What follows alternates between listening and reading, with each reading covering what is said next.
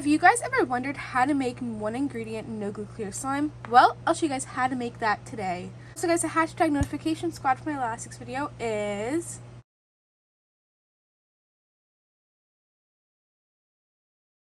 so please leave a like and subscribe to Kawaii Toy Collector in the comments down below. Give us some video ideas. So let's get right into the video. Okay guys, so this recipe is super easy. So all you guys will need to make this no glue slime recipe today is any type of soap. I'm using a Suave shampoo, the Ocean Breeze one.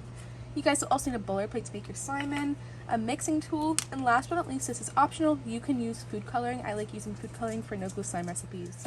Okay, I'm first going to put my soap into my bowler plate, and I'm just using this. And that looks like just enough. I love this blue color. Isn't that so pretty? Super pretty. But I kind of want to make it a little bit of a darker blue. So I'm going to add a dot of food coloring. You really only need a dot of food coloring when you're adding it to a soap because food coloring is very strong. For this recipe, all you have to do is you're going to mix it for about a minute to 3 minutes about. I can't speak today. And what you're going to do from the mixing is it's going to get super bubbly and it's going to make like a slime-like texture from mixing it. So I'm going to do that now. Okay, so that is just enough mixing. It's super thick now in the texture. So now what I'm going to do is I'm going to put this into the refrigerator for about, I'm going to say 2.5 hours. Every 30 minutes I'm going to take a look at it and make sure it's working. So yeah, so I'll see you guys in about a second when the no glue slime recipe is all done.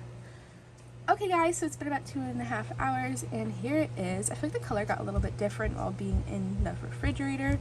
Let's take a look at it and see how it is. Also, I'm sorry if you hear any noises in the background.